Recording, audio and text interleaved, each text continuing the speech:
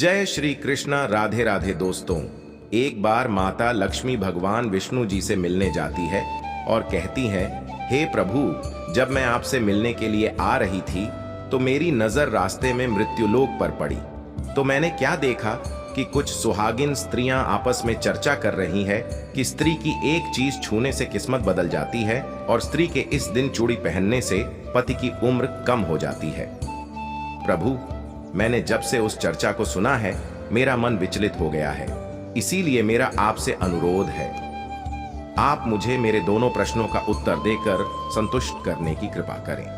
भगवान विष्णु कहते हैं, लक्ष्मी, मैं तुम्हें तुम्हारे दोनों प्रश्नों के उत्तर एक छोटी कहानी के माध्यम से दूंगा, मगर मेरी ये शर्तें मैं जब तक कहानी सुनाऊं तब तक पूरा मन लगाकर कहानी सुनना और कहानी पूरी सुनना, क्योंकि आधी अधूरी कहानी सुनने से आधा अधूरा ही ज्ञान प्राप्त होता है जो जीवन में कभी काम नहीं आता है। फिर भगवान विष्णु की बात सुनकर ही माता लक्ष्मी कहती हैं, ठीक है प्रभु, मैं आपको वचन देती हूं कि कहानी पूरे मन से सुनूंगी। आप कहानी प्रारंभ कीजिए। तो मित्रों, कहानी शुरू करने से पहले मेरा आप सभी से अनुरोध है कि कमेंट बॉक्स में राधे राधे लिखें, और अगर आप लड्डू गोपाल जी के सच्चे भक्त हैं तो यह कहानी आप अंत तक जरूर सुनेंगे, क्योंकि भगवान विष्णु की यह कथा आपके जीवन में अवश्य कुछ नया सीख दिलाएगी। भगवान विष्णु कहते हैं, लक्ष्मी, एक नगर में एक सेठ रहता था। वह बहुत ही संपन्न था, उनके पास सब कुछ था। आलीशान दुकान थी, आलीशान महल था, धन की कोई कमी नहीं थी। सेठ के 3 बेटे थे, तीनों बेटों की शादी हो चुकी थी। सेठ की 3 बहुएं थीं। उनका स्वामी बहुत ही अच्छा था, अपने सास ससुर और पति की खूब सेवा किया करती थी, इसलिए घर में सुख शांति का वातावरण था। सेठ का बड़ा लड़का थोड़ा स्वभाव का अच्छा नहीं था, इसलिए सेठ के बड़े लड़के की उसके माँ बाप से नहीं बनती थी। इसीलिए सेठ ने अपने बड़े बेटे को धन नहीं दिया था और अपने दोनों छोटे लड़के और तीनों बहुओं में बांट दिया था, जिसकी वजह से बड़े लड़के की आर्थिक स्थिति ज्यादा अच्छी नहीं थी। भगवान विष्णु कहते हैं, हे लक्ष्मी, एक बार सेठ अपने मन में सोचता है कि भगवान ने मुझे सब कुछ दिया है पर एक बेटी नहीं दी है। यदि एक बेटी होती तो मैं अपने मन की सारी बातें अपनी बेटी को बताता और बेटी को बहुत दुलार करता। भगवान विष्णु कहते हैं, लक्ष्मी, सेठ अपनी सेठानी के साथ में अपना अच्छा जीवन जी रहा था, मगर एक बेटी की कमी सेठ जी को हमेशा खलती रहती थी। सेठ जी हमेशा अपने घर के पास स्थित मंदिर में श्री राधा के दर्शन करने जाया करते थे। एक दिन जब सेठ जी मंदिर में राधा के दर्शन करने गए, उस दिन मंदिर में एक संत पधारे थे। फिर सेठ को कुछ उदास देखकर संत ने सेठ से पूछा, तुम उदास क्यों हो? तो सेठ बोले, महाराज, मेरी कोई बेटी नहीं है, इसलिए मैं उदास हूँ। फिर संत मुस्कुराए और बोले, यदि जीवन में किसी का भाव है तो उसकी जगह भगवान को बिठा लेना चाहिए। तो सेठ जी बोले, महाराज, मेरे तो कोई बेटी नहीं है, तो मुझे क्या करना चाहिए? फिर संत बोले, अरे सेठ, तुम एक काम करो, तुम बरसाने की बेटी श्री राधा को ही अपनी बेटी क्यों नहीं मान लेते हो? भगवान विष्णु कहते हैं कि हे लक्ष्मी, इस प्रकार संत की बात सेठ जी को बहुत ही पसंद आई। उसी दिन सेठ ने राधा का एक बड़ा चित्र मंगवाया और उसे अपने कमरे में लगा लिया। अब तो सेठ का जीवन पूरा बदल गया। वे उठते बैठते, सोते जागते श्री राधा जी को अपनी बेटी मान करके उनसे बातें करने लगते थे।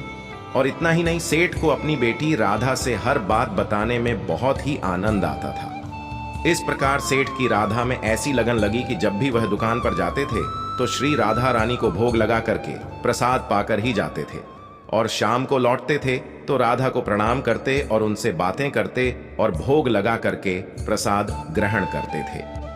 भगवान विष्णु कहते हैं कि हे लक्ष्मी, उस सेठ ने जब से राधा को अपनी बेटी के रूप में स्वीकार किया, वह हर समय प्रसन्नचित्त रहते थे। जब भी सेठ से कोई पूछता था कि तुम्हारे कितने बच्चे हैं, तो सेठ हमेशा यही कहता था कि मेरे 3 बेटे, 3 बहुएं और 1 बेटी है। भगवान विष्णु कहते हैं, हे लक्ष्मी, एक दिन सेठ जी के घर में चूड़ी पहनाने वाली मनिहारन आई तो राधा ने सोचा कि आज तो दिन ठीक नहीं और आज के दिन तो चूड़ी पहनना अशुभ होता है। इसलिए श्री राधा जी ने अपनी माया से उस मनिहारन की चूड़ियों का रंग खराब कर दिया, जिससे सेठ की बहुओं ने चूड़ी नहीं पहनी और मनिहारन को वापस कर दिया। उधर जब 2 दिन के बाद में वहीं मणिहारण उन चूड़ियों को देखती है तो वह चूड़ियां सुंदर हो जाती हैं। फिर मणिहारण उन्हीं चूड़ियों को लेकर के सेठ के घर पुनः आती है तो सेठ के तीनों बहुएं चूड़ियां पहनती हैं और बाद में राधा भी चूड़ी पहनने के लिए प्रकट होती है। और जब राधा प्रकट हो गई तो मणिहारण ने जब राधा का स्वरूप देखा तो मणिहारण उन्हें देखते ही रह गई। फिर राधा रानी मणिहारण से कहने लगी, मुझे भी चूड़ी पहनाओ। उधर राधा जी की बात सुनकर के मणिहारण ने मन में विचार किया कि हो सकता है कि सेठ के घर पर कोई मेहमान आ गया होगा, क्योंकि हमेशा तो मैं जब भी इस घर में चूड़ी पहनाने आती थी तो सेठ की केवल 3 ही बहुएं दिखाई पड़ती थीं जो हमेशा चूड़ी पहनती थीं, मगर आज यह चौथी बेटी मुझे नजर आई है। लगता है कोई मेहमान होगी। भगवान विष्णु कहते हैं कि हे लक्ष्मी। और फिर ऐसा सोच करके मणिहारण ने राधा जी को चूड़ियां पहना दी। अब राधा रानी चूड़ी पहन करके एक ओट में जाकर के अंतर्ध्यान हो गई। सभी को चूड़ियां पहना करके मणिहारण हमेशा की तरह चूड़ियों का पैसा लेने के लिए सेठ की दुकान के घर चली गई। फिर मणिहारण को देखते ही सेठ कहने लगा, लगता है घर पर चूड़ियां पहनाने गई थी। तुम हमारी तीनों बहुओं को चूड़ियां पहना कर आई हो। ये लो अपने पैसे। मैं तुम्हें देखकर ही समझ गया कि तुम दुकान पर पैसे लेने के लिए आई हो। और फिर सेठ ने मणिहारी को हर बार की तरह जितने पैसे देते थे उतने ही पैसे निकाल कर दे दिए।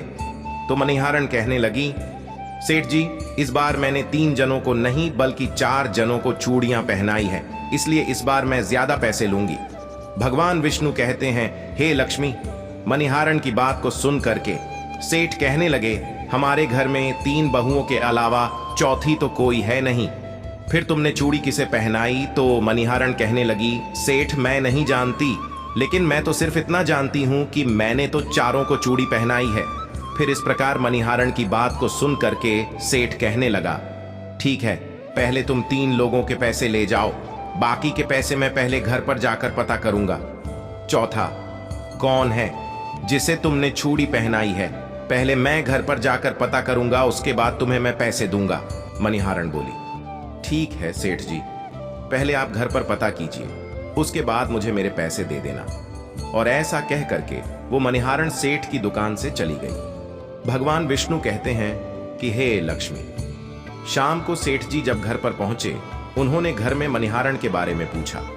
उनकी बहुओं ने कहा कि केवल हम तीनों ने ही चूड़ियां पहनी थीं। तो सेठ कहने लगा कि यही बात तो मैंने मणिहारण को काफी देर तक समझाई कि हमारे घर में केवल 3 ही जने हैं, चौथा कोई नहीं है जिसे तुमने चूड़ियां पहनाई हैं। मगर वो मणिहारण यह बात मानने के लिए तैयार नहीं थी और बार बार उसका यही कहना था कि मैंने 4 जनों को चूड़ियां पहनाई हैं। भगवान विष्णु कहते हैं, हे लक्ष्मी। इस प्रकार सेठ सारी बात भूल गया और अपने नित्य काम में लग गया। सेठ राधा राधा बोलते बोलते श्री राधा जी को प्रसाद का भोग लगा करके और भोजन करके सो गया। उधर जब सेठ को नींद आ गई तो उसकी स्वप्न में श्री राधा जी प्रकट हुई। उनकी आंखों में आंसू थे। सेठ ने पूछा, बेटी उदास क्यों हो? तो श्री राधा बोली, पिताजी, आज मेरा मन बहुत दुखी है। मैंने आज अपने पिता का घर समझ करके यहाँ आराम से चूड़ियां पहने थीं, परंतु पिताजी, आपने उस मणिहारण को मेरी चूड़ियां का मोल नहीं चुकाया। पिताजी, आपने मुझे बेटी तो बना लिया, परंतु आपको मेरी याद नहीं आई, आपने मुझे भुला दिया। इससे मैं बहुत दुखी हूं। भगवान विष्णु कहते हैं, हे लक्ष्मी। फिर इतना सुन करके सेठ सपने में ही रोते हुए बोले, बेटी मुझे क्षमा कर दो, मुझसे बहुत बड़ी भूल हो गई। और सेठ तुरंत ही नींद से उठे। उनकी आंखों से आंसू आ रहे थे। सेठ ने तुरंत ही तिजोरी में से पैसे निकाले और मणिहारण के घर की तरफ चल दिए। सेठ ने मणिहारण के घर का दरवाजा खटखटाया। मणिहारण ने दरवाजा खोला और नजर पाया सेठ खड़े हुए। तो मणिहारण कहने लगी, सेठ जी, इतनी रात को आपको कैसे आना हुआ? और फिर मणिहारण सेठ को अपने घर के अंदर ले गई। सेठ की आंखों में आंसू भरे थे। फिर सेठ मणिहारण से कहने लगा, तुम्हारे जैसा बड़ा भागी कोई नहीं, तुम तो बहुत ही भाग्यशाली हो। तो मणिहारण कहने लगी, सेठ जी, ऐसा क्या हुआ? तो सेठ बोला, मैंने राधा जी को अपनी बेटी बनाया है, परंतु मैंने उन्हें कभी भी अपने नेत्रों से नहीं देखा, लेकिन तुमने आज उन्हीं राधा जी को अपने हाथों से चूड़ियां पहनाई है। आज तुम्हारे जितना भाग्यशाली इस धरती पर दूसरा कोई नहीं। मैं तुम्हें अपनी पुत्री की पहनी हुई चूड़ियों का मूल्य चुकाने आया हूं। और यह कह करके सेठ जी ने रुपयों से भरी हुई थैली मणिहारण के सामने रख दी और कहा, इसमें से जो भी लेना है ले लो। भगवान विष्णु कहते हैं कि हे लक्ष्मी, जब मणिहारण ने सुना कि स्वयं राधा जी उससे चूड़ियां पहनने आई थीं, तो मणिहारण की आंखों में भी आंसुओं की धारा बह निकली और मणिहारण बोली, सेठ जी, मैं श्री राधा रानी की चूड़ियों के पैसे कैसे ले सकती हूँ? ऐसा सौभाग्य किसे मिलता है जो मुझे मिला, और मैंने राधा को अपने हाथों से चूड़ियां पहनाई। मैं आपसे बिटिया राधा की चूड़ियों के पैसे कभी भी नहीं लूंगी। भगवान विष्णु कहते हैं, लक्ष्मी, परंतु सेठ नहीं माने। सेठ जी ने रुपयों से भरी हुई थैली मणिहारण के घर पर रखी और वहां से सीधे घर आए और अपनी पत्नी को लेकर के श्री राधा जी के मंदिर में चले गए। और उस दिन के बाद में सेठ जी ने अपना सब कुछ छोड़ करके संन्यास ले लिया और अपना सारा जीवन राधा जी के मंदिर में राधा जी की भक्ति करते हुए फिर बिता दिया। भगवान विष्णु कहते हैं, लक्ष्मी, इधर तो सेठ मंदिर में राधा जी की भक्ति का दीवाना हो जाता है और अपनी पत्नी के साथ में मंदिर में रह करके राधा रानी की भक्ति करने लगता है। उधर राधा रानी बड़े लड़के के सपनों में पहुंच जाती है और कहती है, तुम अपनी माँ की सेवा नहीं करते हो, इसीलिए तुम्हारी यह स्थिति है। तुम आज से ही अपनी माँ के चरण स्पर्श करना प्रारंभ कर दो। रातों रात में तुम्हारा भाग्य देखना कैसे बदलता है। भगवान विष्णु कहते हैं, हे लक्ष्मी, इस प्रकार से अटका पड़ा लड़का अपनी माँ के चरणों को रोजाना स्पर्श करने लगा और फिर बहुत बड़ा आदमी बना और उसके पास धन की कोई कमी नहीं रही। फिर भगवान विष्णु कहते हैं, लक्ष्मी, तुम अपने पहले प्रश्न का उत्तर समझ लो।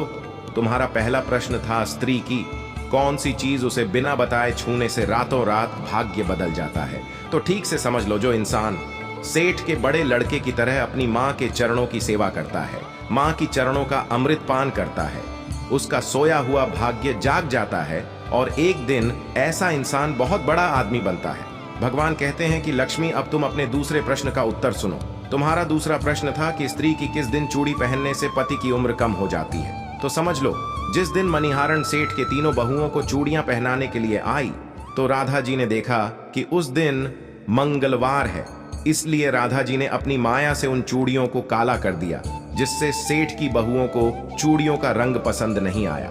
और फिर मणिहारण अगले 2 दिन के बाद यानी शुक्रवार को आती है, तो चूड़ियों का रंग सुंदर हो जाता है और सेठ की तीनों बहुएं और राधा चारों चूड़ी पहनते हैं। इस तरह हमेशा के लिए सचेत रहने के लिए राधा रानी सेठ के बड़े बेटे की तरह सेठ के तीनों बहुओं के सपने में आती है और चूड़ी का महत्व बताते हुए कहती है, हर सुहागिन स्त्री को चूड़ी पहनने से पहले कुछ बातों का विशेष ध्यान रखना चाहिए।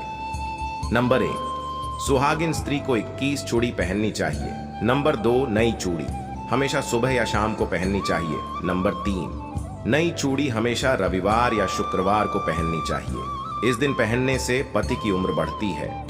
नंबर 4, चूड़ी मंगलवार और शनिवार को ना तो खरीदनी चाहिए और न ही पहननी चाहिए, इससे पति की उम्र कम होती है। चूड़ी 16 श्रृंगार में से एक अहम हिस्सा होता है, इसलिए जब भी चूड़ी पहनो तो सोच समझकर ही पहनी जाए। यदि आप सभी को यह कहानी पसंद आई हो तो प्लीज हमारे चैनल को सब्सक्राइब करें और भगवान विष्णु और लक्ष्मी के लिए एक लाइक करना ना भूलें। तो एक बार प्रेम से बोले, जय श्री राधे राधे। धन्यवाद।